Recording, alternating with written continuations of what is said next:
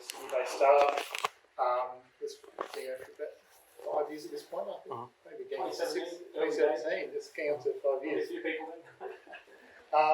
Based in Sydney, running main office out at Ultimo, and so today we're going to talk about how we drive QA and accuracy in AI at Tiliter. So very much aim to do like a quality assurance and how we do accuracy from a testing and quality focus.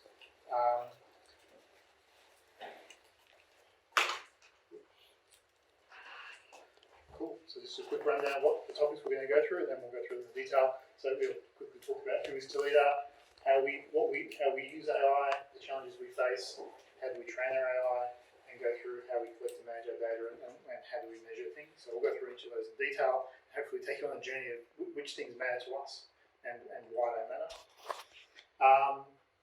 So here's a quick introduction of how you could confuse your machine learning, and then hopefully by the end you'll understand how we avoid that. So my kids would love the dog, but probably the chicken as well. But so basically, machine learning puppies. and puppies.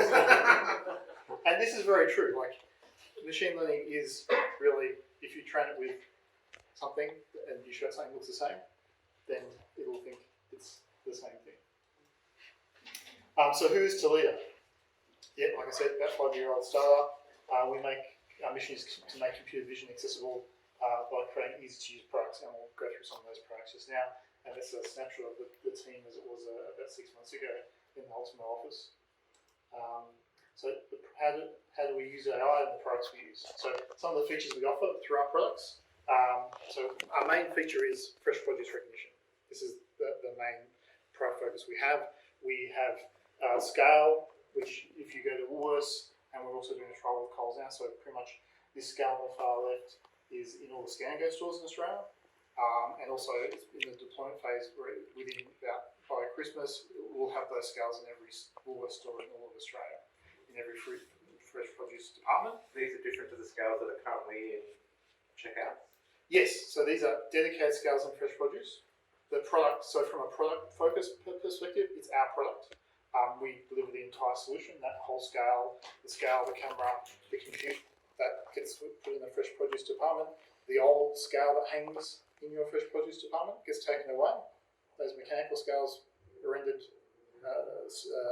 redundant because we have the Tiliter scale in the fresh produce department. And the product focus we have is for all the fresh produce in that department. You take it, put it on the scale, we'll recognise it, and put in the Scan and Go case, in the ideal case, we'll identify this bananas, put it directly on the screen, and give you, in about 2 months, we'll give you the price on the screen as well. But right now it gives you the bananas barcode on the screen and you scan it with the app. And basically in the ideal scenario, you have no touch. Put the bananas down, the barcode will come on the screen, you scan it with your phone and you walk away. So this is very much a key feature pushing the COVID period of COVID the last few years where you didn't have to touch anything. So to achieve that perfection, it's all about how good your AI is, how accurate it is, and achieving that. Yeah, is there a question? Cool. So other products, so basically other places where we have, this is an example of the same product in Coles, but using a printer. So you can print out the barcode and then take it to the checkout. So I think this is we've got the AI in there that's driving the magic, but it's really what makes it also work well from a user is the product focus, where the point of it is you have a really great experience and then you take the barcode to your checkout or use it in your app and you've got less work as a user. Other examples, we also have in Woolworths Bulk. So you can go to the Woolworths Bulk section where they're trialling bulk in some Woolworths stores, print a barcode and take that to the checkout. It's all integrated end to end, seamless experience. And also the reason to have this guy here is like how we deliver this technology is a lot of bespoke hardware that we deliver, and this is a key part of how we make everything work consistently. So we have our own cameras. This is a current generation TC0 camera, our next generation TC1 camera, and if we were in a normal checkout, the question about like a normal checkout, in Europe we do this. So we actually have a bunch of stores in Germany, around Munich and elsewhere, where we are integrated with a camera is in the checkout where the operator works and the compute unit's underneath, and we we are integrated to the POS system, and the person will, as they bring stuff in, they can press a button and the bananas will come on the screen. They just press go and put it in the bag. So we speed up the operators, how the operator can put stuff through. Cool. So that's our main product set. So what challenges do we solve with our AI technology? So things that may be robust to how ripe things may be. Things may have a lot of sub-varieties, like apples come in different forms, like pink ladies, Fuji's, envies. We can handle all of these sub-varieties. We can pick them apart. We can also handle situations where you may have wrapped your banana in a bag, which is what you normally do. Get your fruit, put in a bag. That's no problem, as long as the bag is not paper. If it's a normal current bag that people would use, we can see through that and also still predict what you're selling. And also, if things are in different spaces on the platter, we handle that no problem as well. So these are the types of things that we are tuned to overcome. So the person doesn't need to know, they're not trained users. So I'm in the fresh produce, Yep. I use this machine, me out a barcode, I then take that produce and the barcode to the checkout. In some, so there's two scenarios. In the scan and go scenario, it just puts the barcode on the screen Right. and you use the app. Yep. And The app on my phone? on your phone, Right. using the Woolworths app, and then you pay in a scan and go store. You pay on your phone, and then you swipe the barcode at a special aisle and you walk out. In other scenarios, like the bulk section example or Coles, you print out the barcode. There's a printer there, and then you take the barcode through And the I normal have 3 checkout. extra bananas in my bag. You can. But not recommended. So I'm a So tester. I'm a tester. I'm going to have a great system. yeah, so something we also offer, like I mentioned on the other page, is fraud detection in the background. So if people are buying X amount of goods, is it the same good that we predicted? That type of thing.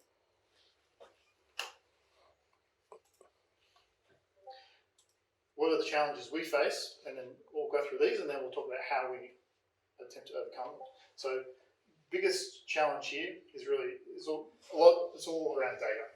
So we're talking about fresh produce. As a layman, you can already guess, like, they're not Weet-Bix boxes. There's heaps of variety. So where bananas come in different sizes, they come in different bunches. Avocados come in different sizes. Everything comes in a large variety. It's not uniform. Not extremely uniform. So we have to overcome that challenge. We need to overcome quality challenges. So part of that's covered in the hardware. Like I won't go into in detail, but this is why we made our own hardware, because we need reliable images in a uniform manner. So the best way we've achieved that is cameras that we've made ourselves. They give us a consistent outcome. So we get image data in a consistent fashion. Data collection, there's a lot of data. So where AI could be applied to different things. So in finance, they apply AI to other things. Here we apply it to computer vision. So immediately we need to capture lots of images. In smart cars, in autonomous vehicles, they're usually doing video. So then they have massive banks of hard disks in the back of the car because they've got so much data to collect. So our problem is on the spectrum, not as bad as an autonomous car, but not as easy as a financial system where it's more trying to look for fraudulent transactions or something. So we definitely on the threshold having to deal with large amounts of data. Field data, it's an important thing. We've got a lot of equipment in the field. Field data is important to us, but there's a lot of it, and then you have to overcome the challenge of, can you trust it? Where's it from? What is it you're really looking at? Could you give me an example of field data, please? I'm not sure what you mean. Field data, so from the devices in the field. So your scales, for example? Yes. So every transaction that occurs in the field, we record what happened. So basically, it's logging of the image. We bring that back. We capture all these so we can do post analysis. So that's a lot. So if we go 3,000 scales, that's 3,000 3,000 devices pushing images every day. Then test data. How do we get test data to match the real world? Is it good enough who's going to review it, who's got the skills to do that, how do we go about that, and then performance of an AI system, how do we communicate that to our customers, because we're a startup, we're trying to grow the business, and we need people to ideally adopt our technology. We need to show them that we have performance. What are the things that matter? So we'll go through these in detail now to how we address them. How do you use the ripeness of the fresh produce?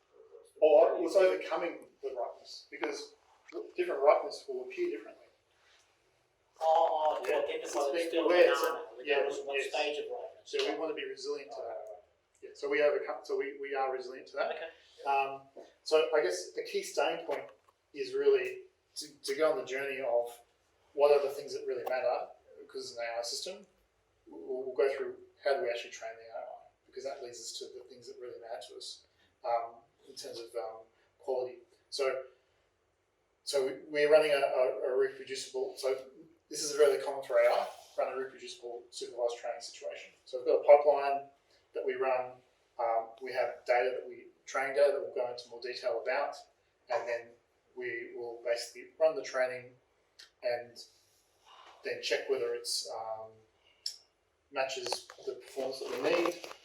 In that training pipeline, we will do background simulation, we'll do other augmentation to try and again make the performance more resilient, and also increase our data set size, because the data is expensive to get.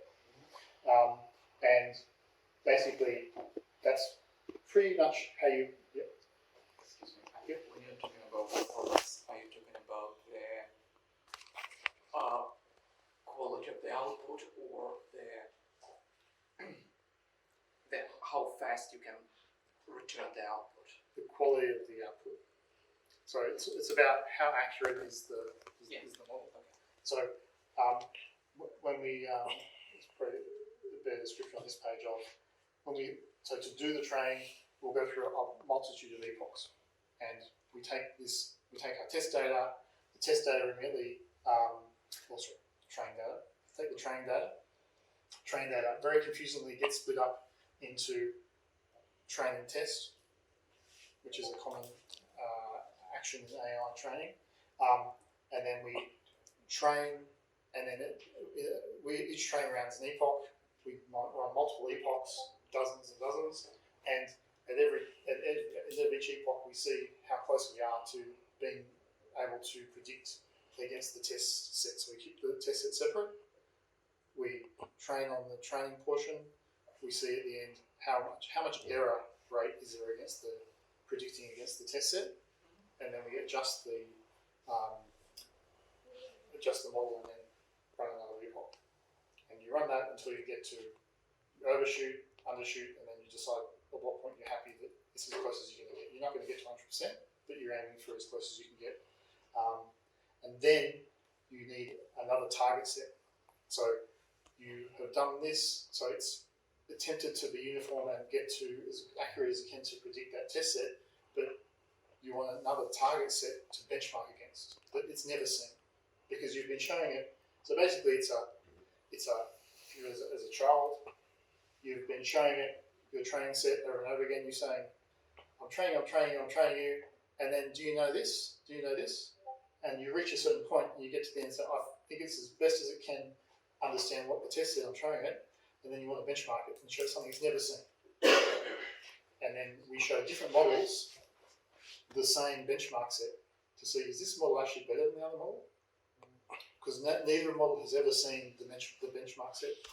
And we show them the benchmark set or the target set, and we say this model is actually doing better than the last one. And you do it only once, and then you update the benchmark set? The benchmark set we will keep, so this is like a large data set that we've curated, so this becomes one of the challenges. So the benchmark set is a set that we've curated and will grow over time, but we would use the same benchmark set across, so we might train, if we train 10 models, we'll still be using the same benchmark set.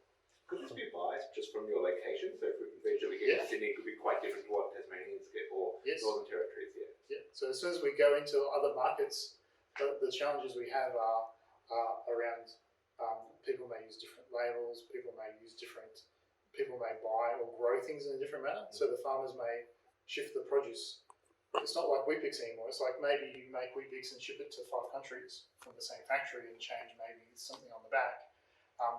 The farmer may choose to, in one country, they may leave the stalks on there on some fruit or vegetable. In Australia, they cut the stalks off, and all of a sudden, why is there green leaves on this thing? And the model's never seen green leaves, so it's like, well, this can't be that. The similar thing would be if I trained the model on lots of pictures of me, as I am now, and just showed lots and lots of pictures, even though I'm doing different things. But it may not, and then I show another picture of me in a different outfit. It may just decide that this is me. So you're trying to, when you make this training set, you're trying to have a lot of variety to make it resilient to different surroundings. Like if things come with leaves and without leaves, you probably want to mix it all in there. So it's like, oh, I'm happy that it's got leaves or not. So that goes into the training set. So when you go to other countries, yeah, we have these problems. So do you end up making different versions for different countries, or is that one of the advantages of your AI that it's resilient enough that sort of once it gets good at doing bananas in Australia, it can probably do them anywhere, sort of thing? Yeah, exactly. So as soon as you find a difference, you have to make a choice, and then usually the best approach would ideally make it more resilient, if that's sensible. Yeah. So yes, bananas work in every country fantastically. Just in the interest of your talk, are you happy for us to pose questions while you're talking, or do you prefer them to be at the end? Yeah, we could probably do questions as we go, because the topics are pretty. We're interested. Indeed, yeah, true.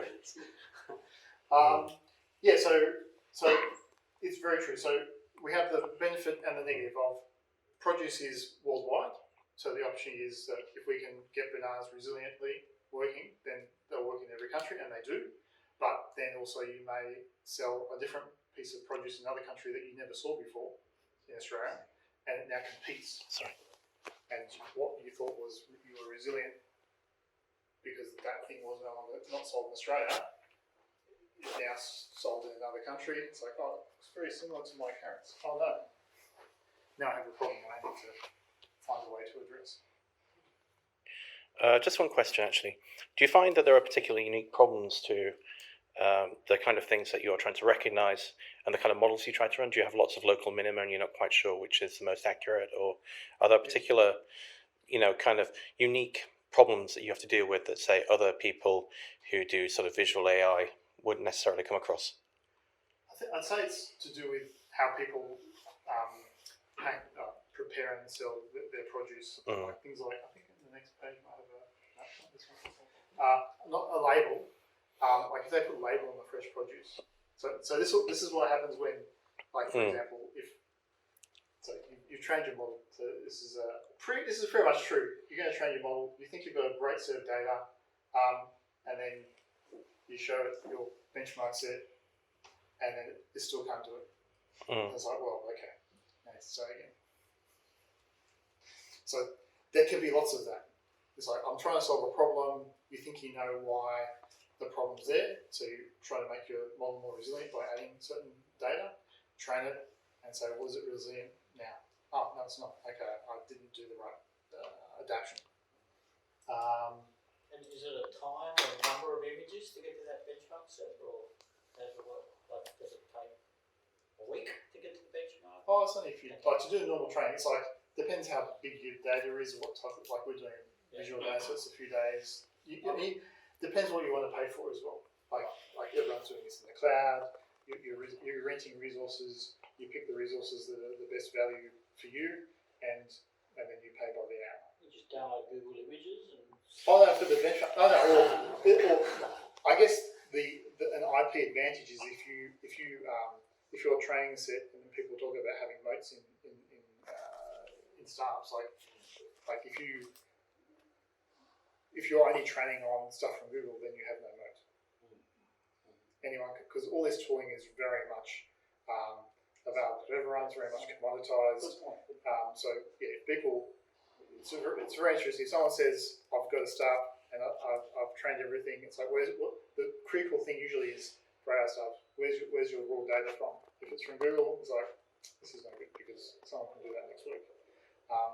But if you have curated and built your own data set, you have something unique that no one else can get access to, then you have IP Yeah. there. So and then the benchmark set's probably very, very similar situation where you want a benchmark set that's going to give you the best proof that your model is working well. So how do we make all this? How do we help ourselves solve all these problems that we have around data? And one of the big ways that we go about doing that is building tools, because it's partly commoditized, it's also new. And to make ourselves efficient at solving these problems, there's no easy tools off the shelf, or maybe not tools that are affordable. So basically, what we had to do is actually build a lot of tools. So we've got tools to help us manage data collection. So in terms of data collection, in terms of building that resource, that IP moat, that library of training data, we've got a platform, a jig, where we collect and make training data, and we have built a data collection web-hosted tool where we can connect that and capture new categories. So we build out the image database, so if we want to add a new category, we can add one category, and ideally it will work for the whole world. And same for field device. If we want to capture field data, we can make our own field data. We'll make test data. We also use that platform to make the test data.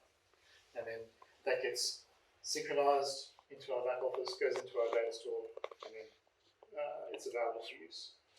So as we build up and add a new category, whenever we work with in a different state, people may sell something that they don't sell in New South Wales, or we work with a different retailer and they've got exclusive agreements. This is often a thing, like they work with a different retailer that's got different exclusivity for something that's only sold by that retailer in Australia. So then we need to train for that, capture that category. It's now available for us to predict for all of our customers, and we need to manage all of our categories. So we want to review what categories do we have, how good are they, how much data do we have for them, do we have any gaps, and manage that. So we built our own category management solution, and then we're dealing with images. So if it was maybe financial data, we could be using Excel, but this is not going to cut it in the realm of huge amounts of visual data. So we've built our own data viewer. So everything's in the cloud. We don't have any big racks. Basically allows us to look at the training data, look at the field data, look at the test data, review it, check for quality issues, check for things that we may not have expected, and then all of this allows us to have. It's again one of those choices we make. So all the data is there, but in a training activity, when we're making a model, we pick what we want to train and include. How do you decide that? Oh, how do we decide that? Wow, that's one of the challenges.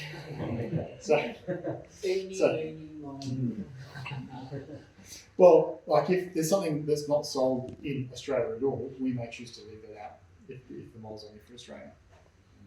This is one of the choices we make. It's like, do we make a model for the entire world? Do we make a model for Australia? It's a choice. So you do that because of what is the overhead that is involved in making one that will do everything? Well, there is overhead. So every time you train, so those hours of compute time, the more images you have, the more categories you have. So we've determined what's a good set of data per category, but then if you add more categories, that's more data, which literally is more training time. So then that's compute time, which costs X dollars an hour, and this really comes down to dollars in a big way, and also depends on the technology. So it depends on where you're going to deploy the model, how big the model can be, the type of model. We use different model types in different scenarios, and then size becomes an issue, training time. Yeah. Do you own all this data? Yes. Yeah. So that's where the moat effect comes in. So if you have your own data set, then people can't train the same model because they don't have the same data. If I Googled Apple, Graham Smith Apple on Google and downloaded 1,000 images from Google, and I trained it, all the tools are there, TensorFlow, it's everything's available. Someone could probably, a uni student could probably whip up a model for you in a week, but then someone else could do the same model the next week because they could also Google Granny Smith Apple and get the same image set. So we've got a curated image set that we use to make what we believe is a highly resilient model. That's right. Yeah, so here's the example. So that tool we talked about on the first part of the page just before, data collection. So example of how we would use that. So collecting training data. This is actually test data we're collecting here. Basically, we're aiming to, so the same tool we use for training data or test data. Literally, this is our device here. Like this is what it looks like when you're looking. This is what the camera sees. So if you're worse, they don't see you. The camera's looking at the platter, and we're actually manufacturing test data here. So then we know what's on the platter. So we want to know, this really is imperial mandarins. So we've actually got imperial mandarins. We're making test data so that we'll target set data, so that then if when we check our model against it, we know this really is imperial. You need to tell me that you can predict imperial. And then this allows. So one of the key things from a quality perspective is, everything is, we built the tools to make it easy to capture the data. We've got to capture a lot of data. It's labour intensive. Ideally, we don't have to do it very often if we've got quality data, and then that becomes where the tool also allows a review process. So we capture the data, and then we have an independent reviewer check the quality of the data, filter the data, reject anything that's bad. So we're aiming to have a curated training set or test set. And then if that's accepted, it goes into our data store and then it's ready to use.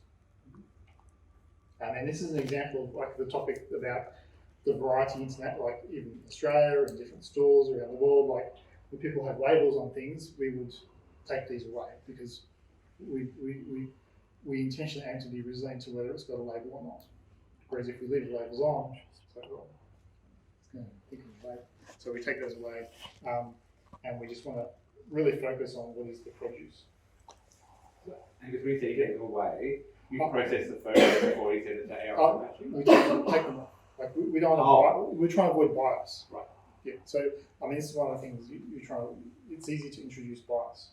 So we're trying to take away things that can easily become a bias point. Mm-hmm. So that's this. So there's two easy, obvious things in the fresh produce, the labeling, and also the background. So we will take away the background as well. So once we've collected and approved the data, it also gets processed to take away the background because we just want to. The process of removing the backgrounds, labels, and things, is that an algorithmic process, like an automatic process? Do you have special algorithms for that, or is this a manual thing that somebody has to physically remove it? Taking off the labels is manual. You don't want the labels on the items, but this is automated. So removing the background is. But the actual removing of labels is not something that you do, through trickery at the end for large data sets. Literally, somebody removes the labels. Yeah. Okay, thanks. Them on when we're collecting. Yeah, understood. Once thanks. we collect the data, like if you've got data that's not going to introduce bias, then if someone in another country puts a label on their banana, we'll be training our model to try and be resilient to that. It's like, please ignore all labels. I'm not interested in labels. Okay, thanks. But that would require you to then have a banana state, update the supply chain all the way back to stop putting the labels on. We're trying to train the model to ignore labels. To ignore the labels. Yeah. Okay. So if they put labels on in the store, can you just We'll ignore it? we'll ignore them. So And they can still package it the way they do. They can package And I believe there's some statute coming in to remove labels in New South Wales, isn't it?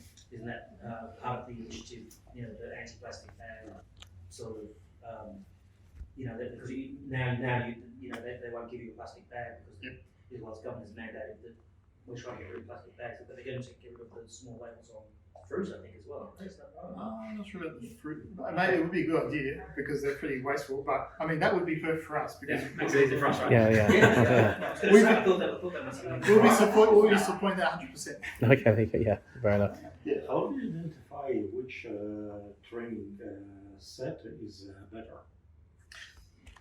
Yeah, so if for in terms of target set, like the benchmark set. So if we can't get to, if we're failing, like we'll look at how we're performing. We'll look at some field measures later. But if we're not performing as we expect, either against the benchmark set or against actual field, as well, maybe our training set's insufficient. So then we'll do it. We'll take the there's a lot of common methods to take the benchmark set or a field set and compare it to, ask the model to say, well, what do you think this really is? And try and see where, if it's too far removed from in terms of what it thinks it's looking at, then we'll have to revise and look at the quality of the training set. Because often, quite literally, if you then go and review the quality of the training set, you might find that there's some unexpected defect or some mistake. So I guess one of the key things, and that's why we started looking around the pipeline, the key thing about the ability to have a good model is good data. So if you find issues in the performance, you're going to be going back to the data and reviewing the quality of your training set. So maybe you've got a mixture, you've added two categories together accidentally, or maybe there's some unexpected anomaly in when you captured it. It's like you only captured one season and all your bananas are green. I should have had green and yellow bananas. Or there was a label on it, or like you may find defects in the quality of your data. So that's where the tools come in, because that's something you're going to have to do forever. It's like, I captured data, I made a mistake. Or there's half of the data's got an issue. So each of your machines, are they then referring back to your base model back in the office or something? No, so we've got, they're all edge-based devices. So each one of those scales in the field has a edge compute unit in it. So each one has the model. So this is like similar to, I guess there's two parts to giving reliable outcome, like the cameras we've made and also the compute unit. So this is allows us to have the model at the edge in the scale, and we do the inference or the prediction on the device. So every scale has the same model, and it runs on the device. If you're updating the main source, it's getting updated automatically, or based on as need. So if we decide we have a better model, so like the cartoon, it's like, I've got something really good, I'm trying to make a better one. It's like, no good. When you believe you have the next best one. How often would you do that?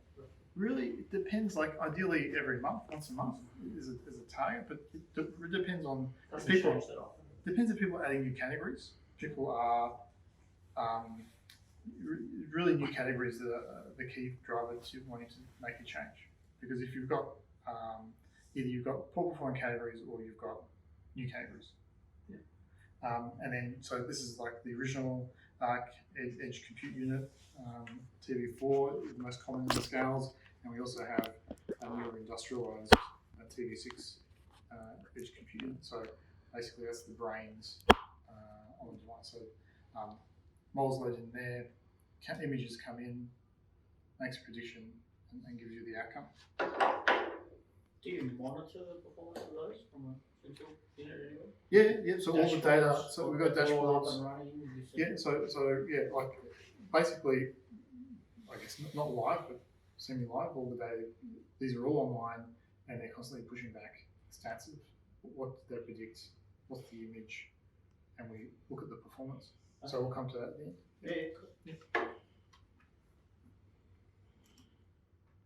Yeah, so that's the main transformation step at the end. So just an example of like where we find ourselves in terms of, like I showed you the other tools we made. That's our necessity to deliver the ability to audit, review, address the quality of the images. Like you can also get third-party tools that do this, and we do leverage them.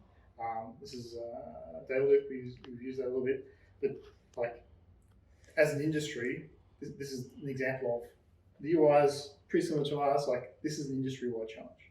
If you're doing video or visual AI, then you've got lots of data to review, check the quality of, manage, label. If you're doing autonomous vehicles, this is everything just gets exponentially more complicated. So yeah, this is an industry-wide problem.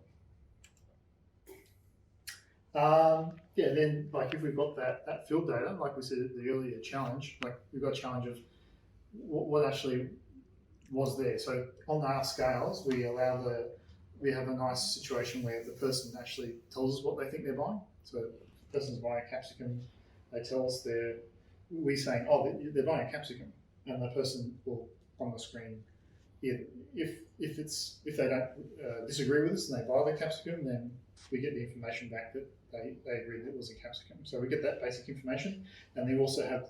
So here's an example of field data. So just data from all the scales in the field coming up in a stream, it's coming to us, we're storing it, huge amounts of data that we may not always look at all of it, but we have opportunity to label it to see how we are going. So we take some field data and we can have people use the tooling process to say, we actually agree that it really is capsicum, this is really the truth, and this is the ground truth. And then we can measure our performance. Did you have examples of when the buyer agrees it is a capsicum, but in fact it is not? Yeah, so we would label it differently. So here the buyer's agreed it's capsicum, but we may label it differently. Or in this example, like their hand was in the way, and we also, like that's another, like there's a lot of edge cases that we also have to manage. So we go, well, if there's a hand there, then we know you put your hand in the way, and we'll actually give the person, we actually intentionally predict the hand, and so don't. So you don't say they're fish fingers. No, we tell them your hand. We tell them, we give them messages. Oh.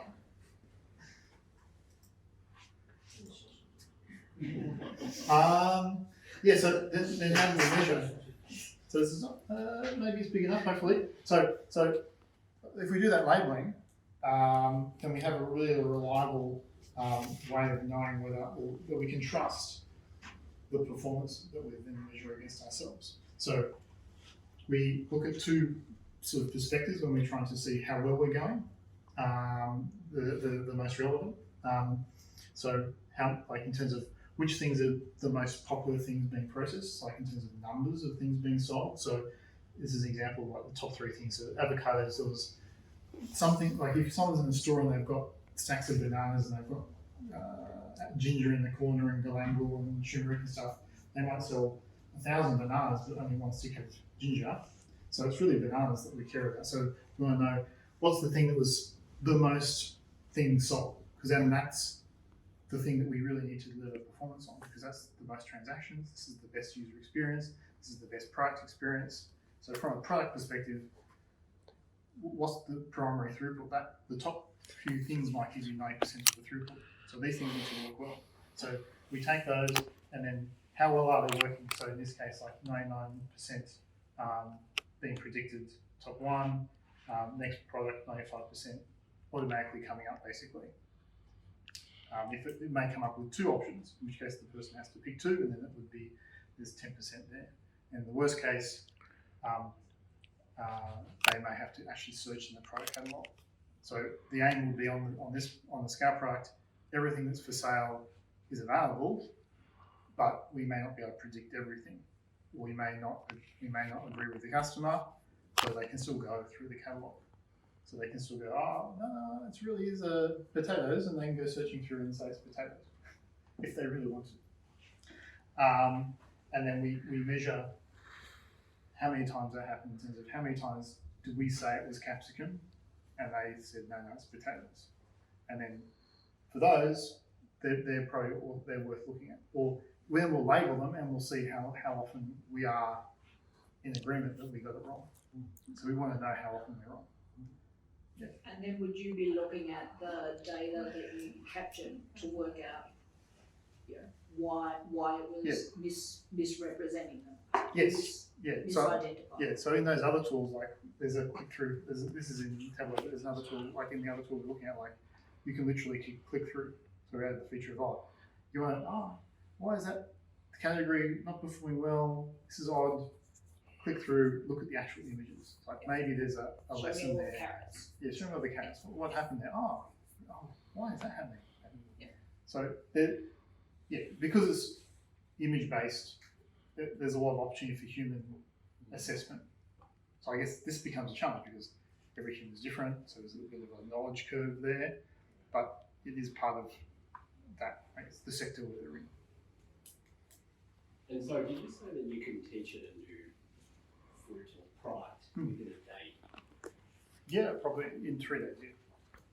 And then that would work. Like in the world's best case, where if bananas are the same for the whole world, which they are, yeah, capture the data, train the model. So we've got a good process where we can capture good clean training data and good clean test data. We've got the tooling to allow us to do that, get it straight into the system, and then run into the pipeline, run the model in the cloud.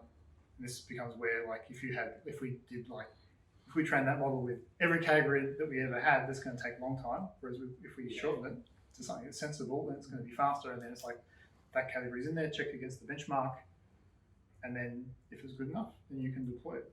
Or as per the cartoon earlier, if it doesn't work the way you expect, then have a look at why and try again. Okay. I imagine that'd be the case for, like a banana, for example. But if you wanted to teach it a type of banana, how long would that take to differentiate? Well, I use a harder example, like corn, for example. There's 2,000 types of corn out there. Yeah. How long would you need to teach it? This is a Aztec corn. This is a sweet corn. This is a. It depends. It's a visual technology, so it's going to depend. If there's a visual cue, if the corns are all just with the husk on and they're all green, then we'd be jamming just look at the green husk. If something's if something's inside, then you can't see it inside. Depends what really this is a product, so it depends what the customer's selling. It's really about, and then where's the biggest bang for your buck in terms of delivering customer experience. So So where did you source the moat images for something that was a new product, a new thing? Where do you source those? or the customer or elsewhere. So from the supermarket themselves, they give you samples, right? Yes. Customer, we'll get them ourselves. Right. We want to. The best thing is we're working in a sector which is this is commodity items really. Yeah. So we can procure once we know what is the commodity that they've added. Our aim would be to get some of that commodity. Does this mean regular trips have to fund in the morning? Yeah. Do you just have lots of fruit around your office then, or Oh, there is so much fruit. Yeah. It's Okay. all because we don't want to throw it When you away. start identifying Take it, liquor, please. Yeah, true. And you use images only, not the weight or size you can get from the image, but you don't use the weight of the product. In the actual product ourselves, like on the scale, we do use the weight for the customer experience of if people sell things via quantity. If they sell avocados by quantity, it's you've got 2 avocados. If we know because we have to to identify the product. No, That's we could, but it's not. I guess in the majority of cases, I don't think it's not necessary. But it is useful for the user from a product perspective to be able to avoid their interactions. Hey, we know that we're predicting you've got 2 avocados. There you go. You don't have to touch anything. Yeah. So when the supermarket started selling their misfits, which is so that not everything looks the same, and carrots with 2 ends and things like that, was that a challenge for you guys, or could you pick those stuff up easily? Yeah, if it's uniform within like the carrots example, probably it should be pretty resilient to that. But again, it's customer relevant in terms of if they're selling that, then we'll address it. Yeah, because my wife likes buying misfits, so that she's not getting out of the sausage factory, bananas. Yeah. They're real. They look real. In various countries around the world, like the UK, for instance, it's quite often the case that what would be seen as free or packageless fruits and vegetables would be wrapped up in packages, and sometimes even peeled and put in package. How would you deal with that? Or is that just a different kettle of fish? Sorry, if the whole produce is for example, it's quite often in the UK, for instance, that you'll buy oranges in packs of 4, and they'll be wrapped in plastic on a styrofoam tray in a box, and then you buy them like that. Does that in Australia that's the kind of thing you would just pick off a shelf, or you'd buy by weight or something, but it wouldn't be packaged up. Does that cause any particular problem for you? Usually it's barcoded, so like Okay, very right, much so- the difference between like we're dealing with usually fresh produce, Yeah. Sorry, loose produce. So yeah, like even in like Woolworths or Coles, everything's usually a mixture of barcoded items which are somehow packaged or bunched. Okay, yeah, Have a understood. barcode, so that they're being sold in that way, versus loose things which are they could be you put them in a bag or you just don't worry about the bag and you just put them on the scale. They're the things we're focusing on, the loose produce. Understood. Right, thank you. But yeah, I mean, like if the oranges are wrapped in plastic, we could still detect they're oranges. There's no issue there. It's be the same as they're in a bag, but usually there's going to be a barcode there. So the retailer's aiming to sell them as a Package. in the package Yeah. item. Yeah. So this is, I guess, the main prism that we would, after having been through all that training and put things in the field, we're distilling and looking at how are we going. So from all these devices in the field, thousands of devices in the field, what's the most dominant things that are being sold, and then how are we going in terms of model performance for those things. And if these stats were bad for an individual category, then we'd be deep diving on that category and going, well, so did something change on our side? Did something change on their side? Is there what's the reason for that? And then we investigate. Yeah. Do you, in your models, do you limit your range of products by the range of your customer, or is it? It depends. It depends. Like it's entirely a choice. Like it's like I say, it's a choice of the more categories, the longer the training's going to take, and it's going to cost you more money. But also we don't like you have to. Things are seasonal, so you could be on the spectrum of you could train for one customer for one season, but then you definitely have to train again for the next season. But then the customers bring things into stock like unexpectedly, so there's a trade-off of, well, we're probably better off having more items in there so that we're easily comfortable dealing across multiple seasons. Things come into stock, we're able to support them, no issue. It's a trade-off. It's actually like all engineering, there's a trade-off of like, if I do it this way, I have to deal with that. If I do it that way, I have to deal with that. So you could do it either way. It's just choices. Yeah. Maybe just to attach to that question though, I imagine, so if you was a product, I'm coming to you, say, I sell oranges, would you then have a data model of oranges that could be reclassified into, Australia, America, all the different countries, and then you would just cut away everything that's not Australian and say this is your orange offering? Or would I need to give you all the data to learn what an Australian orange looks like? No, that'd be the first one. So, for example, we go to Europe, we say, what do you sell? We'll go to America, we look at what we already have, and then we just leave out the things they don't sell in Europe because they're just not necessary. Okay. So, the question of choice is really, we know what the orange is, but I can give you 10 different countries worth of oranges as opposed to just Australia. That's the choice. Is that what you're talking about in terms of it's up to the customer? well, I guess, like a lot of specialty areas, we're probably guiding and making the choice with the customer or for the customer in terms of like, we ask them, what do they sell? Yeah. What's their master catalog? What do you retail?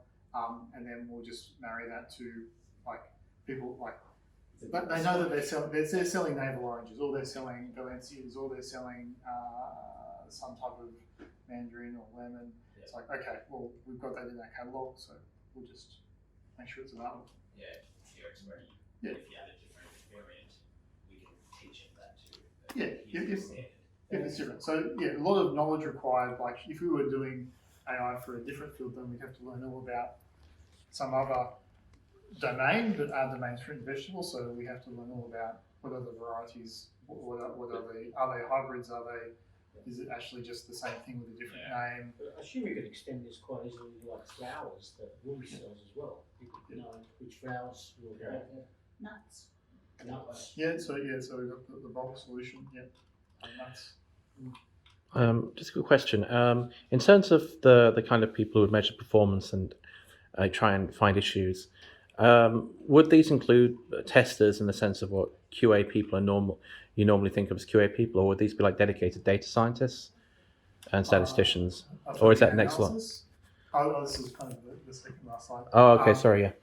Are the people doing the analysis? I guess it's a mixture. Like, I guess it's a smaller company, so in a bigger company, maybe you would have a whole team. But really, yeah, I mean, we've got data and analytics. We've got a team of AI engineers. We've got software engineers. So it's really building the tooling to allow everyone in the business to see where our performance is at. Yeah. And I think everyone in the business knows how to dissect and interpret this, and then we can deep dive on things that are not performing well. Okay, thanks. Yeah. Let you carry on. Yeah, that's good. So, and then question. So there you go. Now we ask them.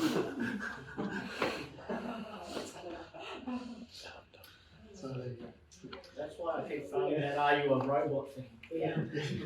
You keep picking out the wrong things. That's why your wife keeps coming home with dollars. That's it. Are there any additional questions? Or are people satisfied? You mentioned that you are training your models in the cloud. Yep. So you're using specialized hardware provided by the cloud providers like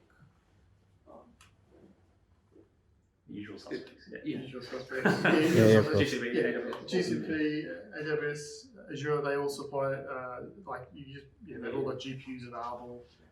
You could buy your own GPUs, but like, honestly, they wouldn't be worthwhile. Like I did the math, like it's crazy amount of money to sit in the rack and you have to then deal with. I think the world's, for this type of thing actually works really well to be renting GPUs and then other people using them, you're not using them. You would have to be doing a large amount to maybe get a return on owning that type of hardware. So, and on the other side, on the inference side, do you design your own hardware for inferencing, or are you using also off-the-shelf components? Using off-the-shelf inference hardware, like there's a lot of options out there, and leveraging sort of industry costs, basically. So yeah, it's a choice. I mean, the camera we make ourselves, we've gone like there's a fair amount of industrialization. Like we've gone through a lot about the AI and the training and the data because it's the most relevant to the accuracy and the performance of how the product works. But there's also a huge amount that the business does around like to deliver that product, like to build industrialize a hardware solution that gives the customer the best product outcome, because it's not like we're giving an AI product. When we control I think what we can see is from like the scale example, by us controlling the whole solution, the whole customer experience, they get the AI, that's the magic that happens, but because we control the whole end to end, they get to experience it in a great way. So to achieve that, we've had to make cameras, industrialize some compute solutions, and assemble it all and get it all certified and build the software and the UI and everything. But the outcome is worth it. So the quality of the camera obviously would greatly impact your correctness. Because like I can spot every single one as a puppy and not, and if you get like version 6 of this and version 12 of this, the camera's chalk and cheese. So you'd be able to zoom in and see that it doesn't have any hair. So it's got to be a muffin, right? I guess the resolution is actually not that high. It's more about reproducibly doing the same thing over time. So like that's why we're controlling our own camera. We've got a light source. We're giving consistent lighting every time. We're giving the same angle every time. We're giving the same behavior every time. Like the images are all consistent. So the quality of the camera is not that determinant. It's not we're not aiming for high res. What we're aiming for is consistency. Right. Okay.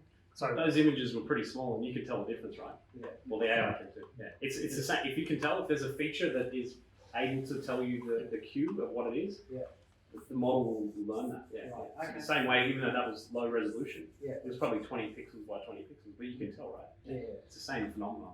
Okay. And then as long as it's perceptible, and then we always show it the same thing. So this is the same story of like we've shown all these pictures of. We're showing like maybe it's imagine a watermelon. The watermelon is a great example because like watermelons are huge.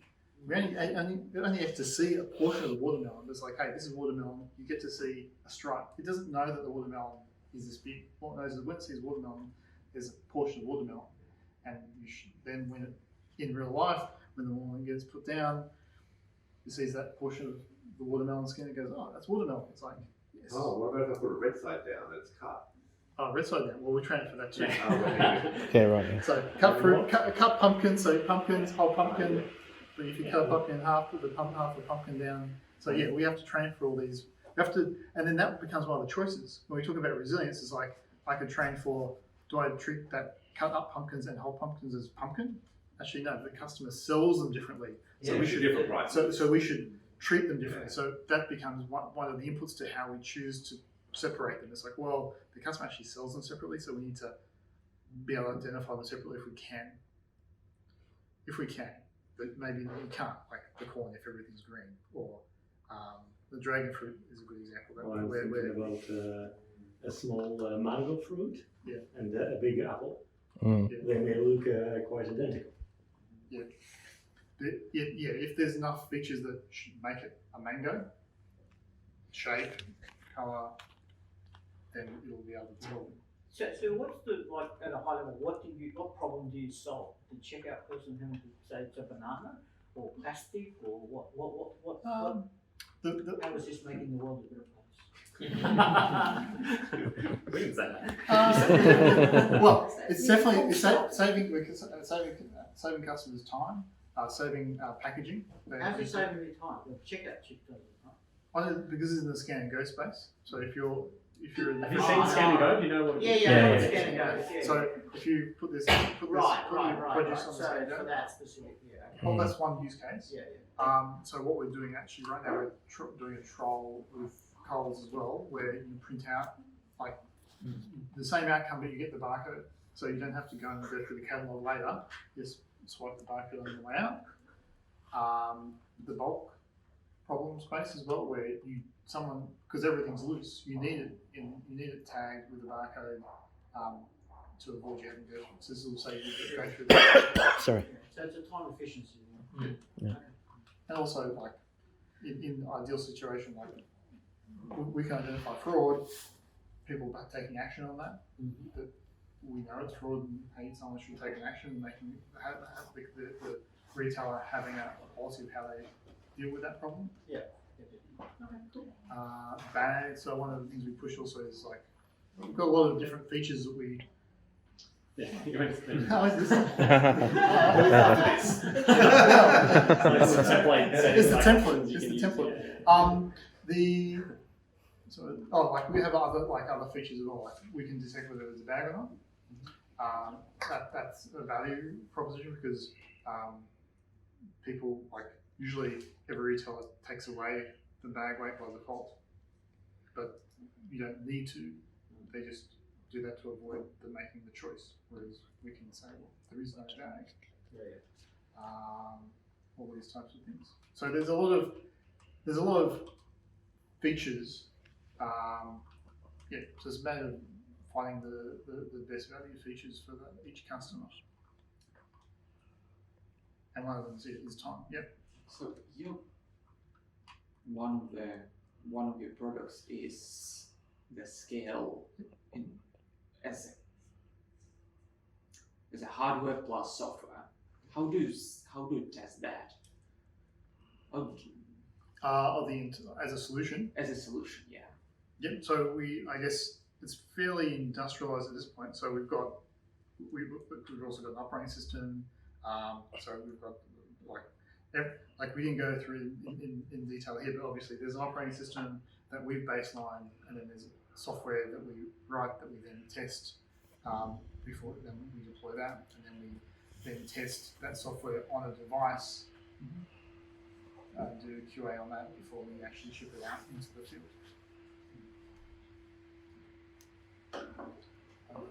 Yeah. So you're, And I have another question, because I get asked all the time, so where does Tiliter come from? Or what does the Tiliter mean? I believe it's Yeah. it's up to It's part of a Latin word, and it means something along the lines of clever or very accurate or very intelligent or something like that. But it's not the full word. It was but it's also got the vibe of till in it, so it's not really a hard and fast answer. Right. Any more questions or? Okay.